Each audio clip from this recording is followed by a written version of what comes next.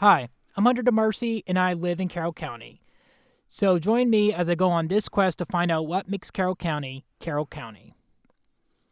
Welcome back to the Talk of Carroll podcast. I am your host, Hunter DeMarcy, and today's guest is the Executive Director of North Carroll Community School, Sam Havighurst. I work as a instructional assistant at his school on Wednesdays as a special area instructional assistant, and I'm very happy to have him here. Sam, thank you for joining us. Thanks for having me, Hunter. I'm honored to be here, thrilled to be here. I am thrilled and honored to have you here. So could you please tell me about yourself? Sure. So my name is Sam Havighurst. As you mentioned, I'm the president and executive director at North Carroll Community School. I've been in that role about 10 years. I'm local. I've been in Carroll County since I was 2 years old, raising my kids here. My wife is a public school teacher in Carroll County Public Schools. And that's kind of me in a nutshell. All right. So my first question is, what exactly is North Carroll Community School? Great question. So we're a small nonprofit school in Westminster on 97, just north of the airport. We serve students in preschool 3 through 8th grade. Small school, have about 200 kids or so. For us, it's really about educating the whole child, the ABCs and the 1, 2, 3s, but also those soft skills, character development through our anchors, our character anchors, and like I said, educating the whole child, putting forth good people to send out into the world. And what are those anchors at North Carroll Community School? Sure. So we have respect, responsibility, integrity, kindness, gratitude, humility, balance, and perseverance. All right. That's 8 anchors. 8. Yep. So can you tell me a little bit of background and history of the school? Sure. So the school was started in 2005 by my mother, Diane Havighurst, her teaching partner, Scott Lynn. They were both public school teachers, and they had a good thing going, team teaching at Hampstead Elementary. And they were, passionate, brave, courageous, however you want to label it, enough. They thought maybe we could do something a little bit different, kind of meet some population in our county that might be falling through the cracks. And so they went out, they left everything behind, and they started NCCS in 2005. So we are in the 21st school year? Correct, yeah, 21st year, and heading into our 22nd here pretty soon. So would that make you the second executive director and president of the school? Before I came along, Scott and Diane, I think it started very much as a passion project, and they both shared a lot of the responsibilities of the leadership. And when we moved into our current building in 2017, Scott and Diane kind of had some dialogue and some conversation about getting back into the classroom, which was their passion, which the real reason they started NCCS. And so they decided around 2017 to head back into the classroom and leave the day-to-day operations to myself and my wonderful team, Mr. Alex Will, Mrs. Rebecca Byer. So we kind of run the front of the house and support our teachers and our students in many different ways, but they're back doing what they love in the classroom and working with students.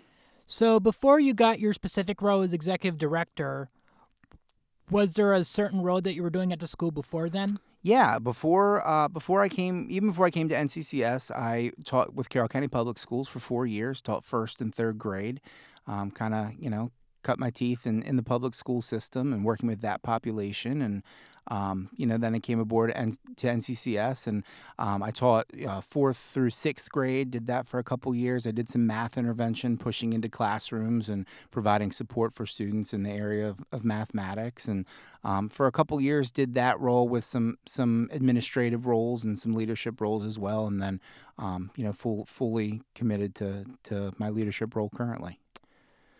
Interesting.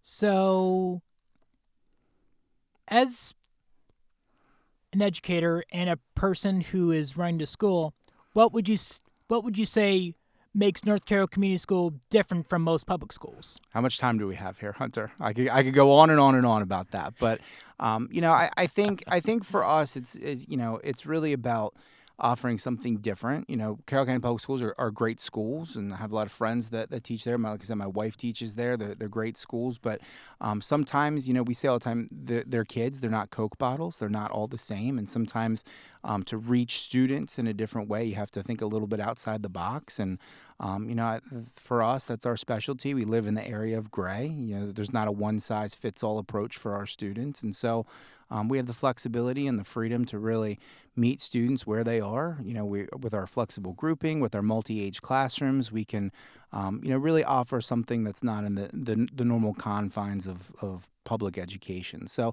it's just an alternative. It's something different. It's like I said, with our emphasis on the academics as well as the character building, I think all wrapped up in a nice package. It's a great offering for those that are interested. So, yeah, I think that as a person who works in a school, it is not one-size-fits-all approach. I go to a day program for people who are neurodivergent, which you are actually very familiar with, Target Community Educational Services. Absolutely.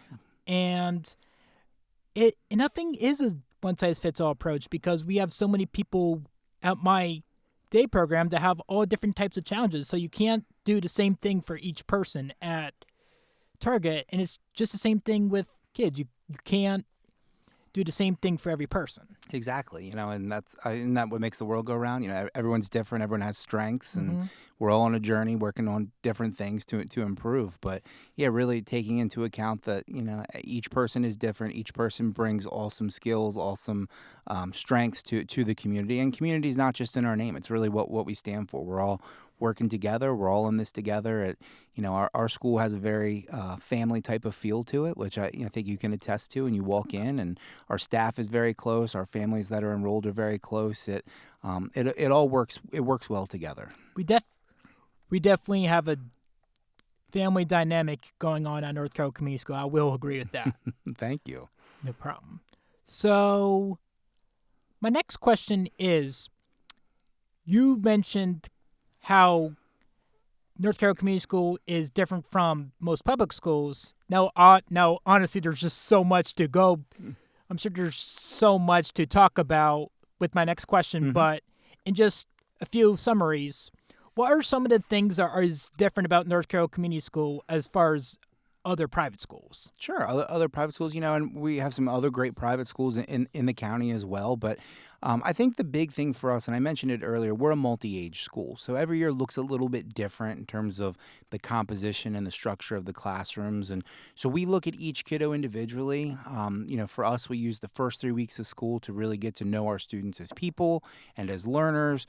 We do some assessment. We find out where they are academically, what concepts they own, what concepts they need to work on.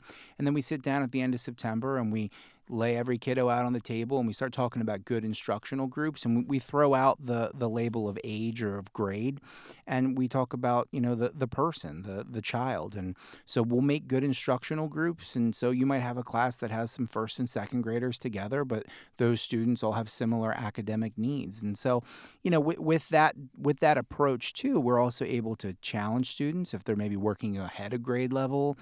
We're able to provide supports if there's some holes or some lack of understanding in certain areas. We can be flexible in that. So I think that's pretty unique to our program. Something that makes us stand out a little bit. But again, there's a number of great private schools in this county, and I think it comes down to what you're looking for your student, what you're looking for as a family. And I always like to say, you go to Hoffman's, there's all those flavors on the board, and everyone has their favorite and has one that works for them. And so I think in the private school space, that's the approach as well. You have to find the best fit for your child, best fit for your family, what you're looking for specifically. Mm-hmm. Now, one of the things that I know is that a lot of private schools, they teach their curriculums based on one subject or opinion, such as religion or political views. Do you guys teach it that way at North Carroll? No, great question. No, we're non-denominational. We don't have any religious studies, anything like that. I think if you look hard enough, you'll find all of our anchors in any organized religion. And again, it's about creating good people, good kiddos to send to high school and then out into the world. And but no, we have people of many different faiths, many different walks, many different beliefs. And again, I think that's an awesome thing to have all those people together in one community to learn from one another, to respect is one of our anchors. We can respect each other's beliefs and differences, and still have something that's that's beneficial for all. All right. So now as we transition over to the teacher aspect of it. Sure. As the leader of North Carroll Community School, when you and rest of the admin team hire teachers, what qualities are you looking for? Well, I think first and foremost, we're in a people business, and at the root of that are relationships. We're looking for people that are able to develop strong relationships with our students, develop strong relationships with our staff. Um, we're looking for, the type of student we're looking for are those that are lifelong learners, and the same thing with our staff. So we're looking for teachers and staff members that, first and foremost, they're there for the right reason. They're not there because of June, July, and August and being at the beach. They're there for, working with the students, working with the families, and they're able to cultivate and create those relationships with students. Because if you have the relationship piece, the ABCs, the 1, 2, 3s, those generally take care of themselves. I mean, there's effort behind that and intentionality, don't get me wrong, but it starts and ends with those relationships. So when we're looking at staff and adding staff members, we want people that are anxious to continue in their craft, to grow, and to develop relationships. Of course, and especially since most of our students are there throughout their entire educational career until they go off to high school, they're going to keep those relationships with those teachers Absolutely. as long as they stay there. So those relationships are definitely going to be important. Absolutely. And, for us, given that we're such a small school, we don't really view it as my student, your student when it comes to the teachers. They're our students. And so, we all have accountability. We all have a stake in helping to educate them. And so, there might be a teacher that's, a fifth grade teacher, fourth or fifth grade teacher, but if they see a student that's in a different grade, they still have a relationship. They still have interactions with that student. And that's a really, really positive and powerful thing. All right. So I'll cut this out. I'll cut this out during editing if this isn't something you can answer. But Sure. Fire away. When teachers go into teaching for their first year, what would you say is the biggest challenge for a teacher starting out? A first-year teacher, what's the biggest challenge? Well, I think, teaching is unique in that it's one of the few professions that when you walk in on the first day, the expectation is that you're an expert. You close that door and you have those, 20-some kids looking back at you and all eyes are on you. And so, in your first year of teaching, it's really about survival, if I'm being honest, kind of understanding how your building works, how you want to set up your classroom, developing those relationships. That can be tough. It's student teaching is a great experience when you do that in your undergrad, but nothing can really prepare you for that first day when the announcements are over, you close the door and you're up. It's on you. So I think that's a challenge for first year teachers. I would also argue, and maybe your second year and your third year as well. Those first 3 years can be challenging, and I would say in the second year, you realize how much you don't know about teaching. And so, your first year, you're trying to survive, you're trying to, keep your nose above water. But in your second year, it really hits you like, I'm pretty new to this and I have a lot to learn. And again, going back to your last question, we're looking for staff members and teachers that are continuing to learn and to grow in their craft. And, how we educate students now is not the same as we educated students 10, 15, 20 years ago. Similar to medicine, it's ever evolving, it's changing, keeping up with the practices. So, great question. Thank you. I would say that's probably the survival is probably the first thing that anyone struggles with in their first year, because it's a big transition from you get your degree and then you move on to a new job. So that first role can be really challenging. And it's also challenging for students. Like when they go off to high school, their first year, they don't really know what they're going to be doing with their high school years. So survival in that year is definitely a challenge. For example, that was actually kind of the thing for me when I was a freshman in high school. I served as a manager on the football team, but I didn't do baseball and basketball until my sophomore year. I was just trying to really figure out who I am, what I want to do with my high school life. Absolutely. So yeah, and for us, again, we're small. We only have about 200 kids, from 3-year-olds through 14-year-olds. So we tell our graduates, our 8th grade graduates heading to high school, they're going to go from being a big fish in a little pond to being a little fish in a big pond. But really for us, it boils down to setting that strong foundation, that they're confident in who they are as a person, as a learner. We've given them a very, very strong foundation. So when they get to high school, there's some growing pains, obviously, naturally, but they're really well prepared for their next chapter and what awaits them in high school and then beyond. They have, like I said, a real strong foundation. Mm-hmm. So back to on your job as the leader of North Carroll Community School. What would you say are some of the easiest things in your job, and some of the things that might be a little bit challenging? Sure. Well, easiest thing, first and foremost, I'm very fortunate. I was just talking to Mr. Will about this today. We both agree we have a job that we love. Getting up in the morning is not a challenge. I think, unfortunately, for a lot of people, when their feet hit the floor in the morning, it's kind of begrudgingly. But I'm thrilled to come to work every day. I love what I do. I love interacting with the kids. I love the staff that we have. We have a strong bond. So that's the easy part. Hanging out with kids, working with kids, seeing them every day. No 2 days are the same, as you know from your experience. I know. That's that. And the fact that you're making a change with these young lives. People are giving us their babies. This is we have precious commodity that we work with every day, and so I really that energizes me. I find joy in that.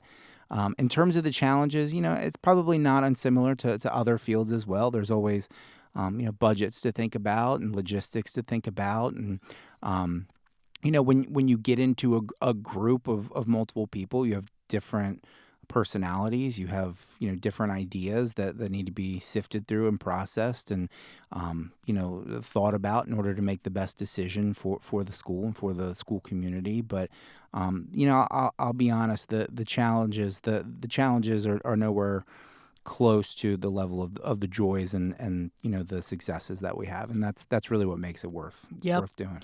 And I've heard this so many times: find a job you love, and you'll never have to work a day in your life. And it really is true. And I'm very fortunate. I feel that way. I'm thrilled where I'm at, and I tell people all the time. I have 30 some years till I can retire, and if you told me I was going to do this for those 30 years, I'm a very happy man for sure. All right. It's nice that you enjoy your job and Absolutely. that you have a job that you love. Absolutely. So my next question for you is a scenario-based issue, which, as I'm sure as you are very well aware, is something that I struggled with in my earlier days at North Carroll Community School. Mm-hmm. Let's say a child comes to you and they say, "Mr. H, I'm having a hard time getting along with my teacher because, let's say, she was talking too forcefully to them, or she was yelling at him yelling at them in their classroom, or let's say the student says that the teacher was calling me out for my behavior because she was so focused on what I was doing, but yet there was another student in the classroom that was doing the same behavior, doing a behavior that was similar to that." Sure. My question is, how is that handled in the best way? Yeah, that's a deep question, Hunter. I like that. That's good. So again, I think it comes down to relationship and communication. And so, everyone, teachers, students, everyone has an off day. You can't be Superman every day. So maybe you, No, Hunter, you but you can't be Superman every day.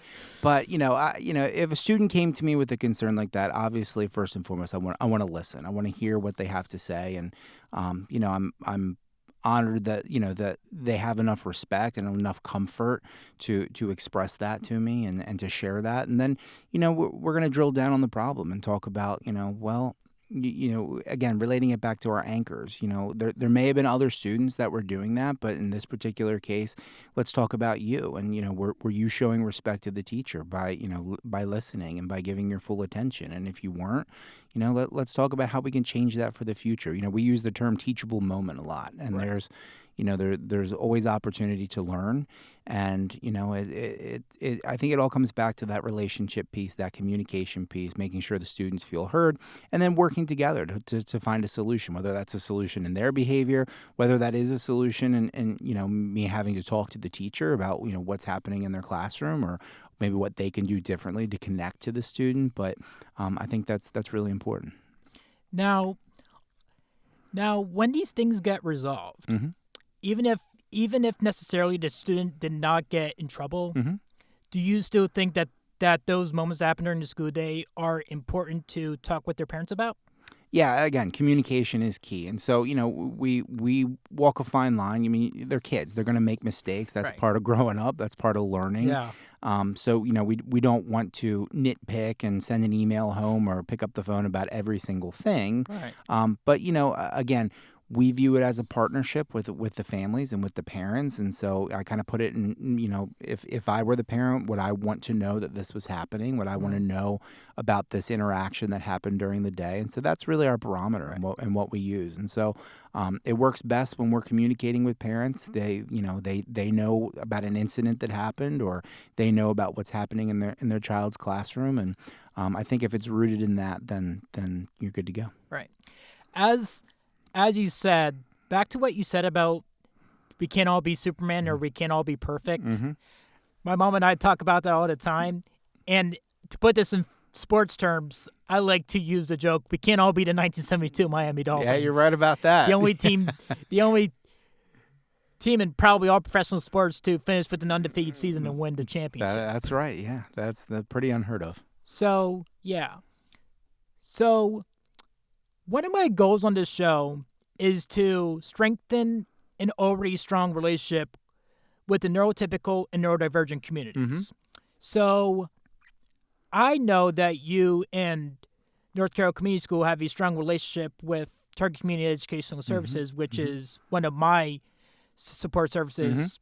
Could you please describe your relationship with them? Sure. So we have a great partnership with Target. We started a couple years ago, and we visit the day program. They come and visit us. We do collaborative activities, and for us, it's really about exposing our students and helping to develop the understanding that not everyone has to look the same, act the same, communicate the same way, but we're all people. We all have value.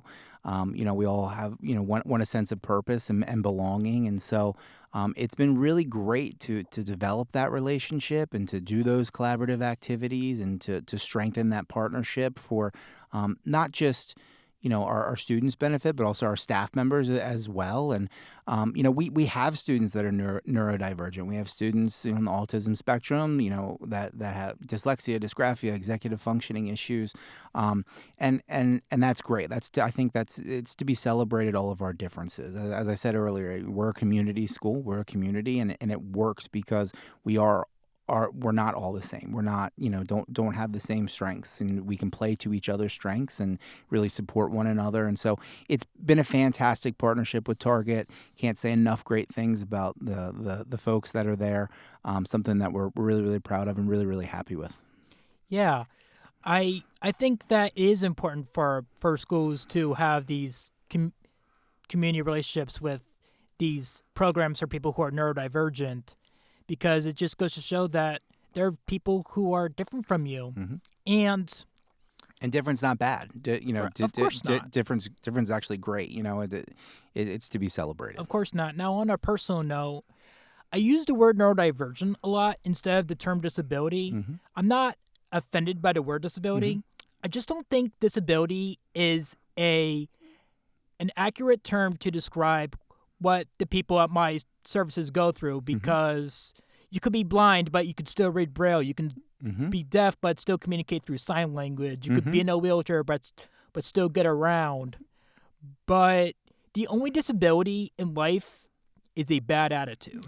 Well said. And I got that, and I saw that in a video where a Ravens fan named Matthew Jeffers sent that message to the Baltimore Ravens during the 2012 season when they had a 3-game losing streak, but right before the playoffs. And he talked about how he went through so much in his life, and he was like asking in his email, is life fair when you lose 3 games in a row? Is that fair? And he said that life doesn't care about 3-game losing streaks or whether or not you need to win in life. Sure. And I also, and the best part about that, about negative attitude being a disability, the reason why that's a disability is because negative attitude is the one thing that could stop you from living the life you want to live, because people aren't going to be aren't going to want to be around people who are just so mad all the time. And when people are mad all the time, they're never just going to be happy with their life because they're always going to find something to complain about. Right. Well, absolutely. I think you got it spot on. Yep. And the best part about that being a disability is that it is a choice. To quote Kyle Ripken Jr. at the 2013 University of Maryland graduation, he talked about the lessons that he learned in his career playing baseball, and he talked about his attitude, and he said, what can you take away from my talk about attitude? To quote him verbatim, attitude is not like talent. You're not born with a sad attitude. It's a choice, and it can be changed, and it can be developed. Absolutely. Wise words from the Iron Man. Absolutely. So when you really think about it, the only disability in life is a choice. It's not something that we're born with. It's something that we choose to be. You could choose to be a negative person. You're not born you're not born coming out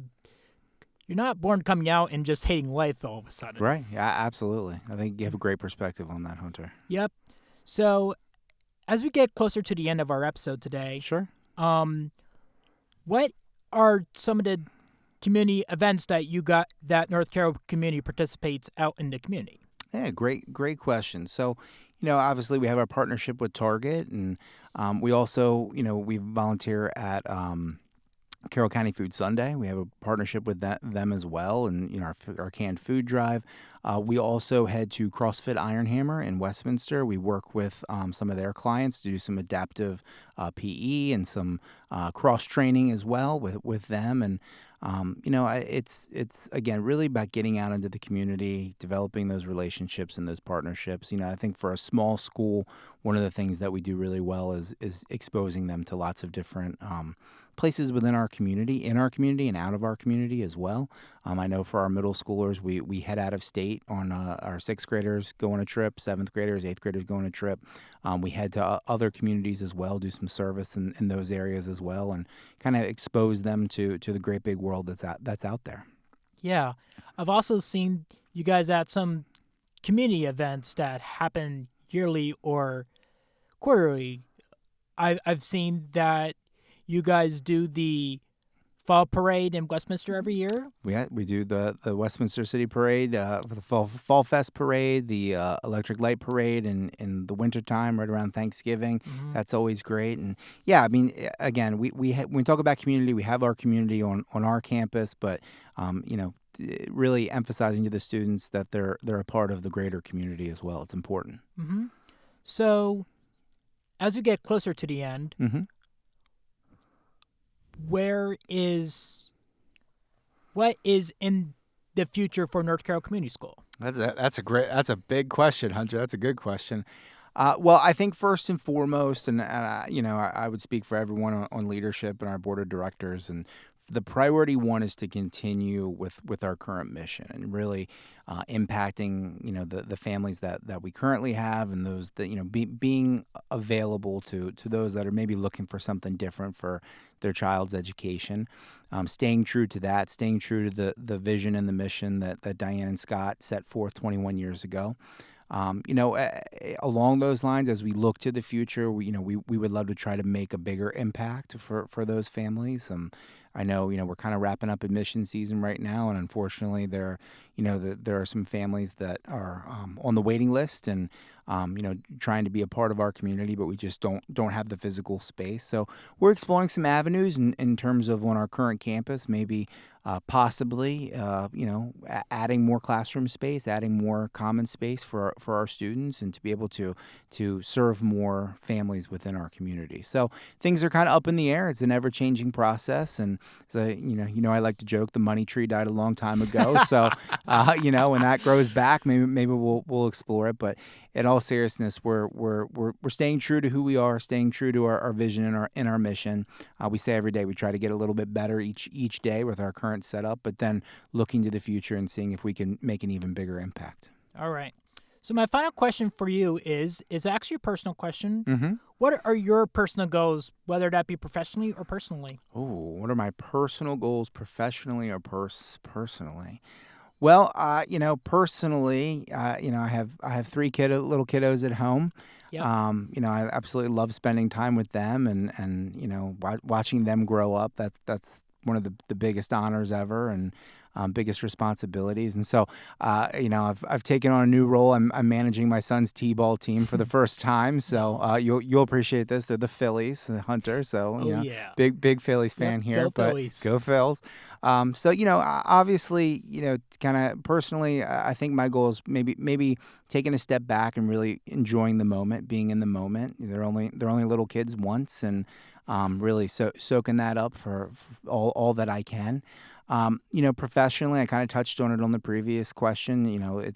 It's again to continue doing what we do and get a little bit better each day, and then look towards the future and how can we grow in a smart way and continue to provide an opportunity and experience for our students and for our families that's unparalleled and really unique and really caters to the whole child and each individual kiddo. So that professionally, each and every day, I kind of wake up with that mindset of how can I get a little bit better? How can we get a little bit better?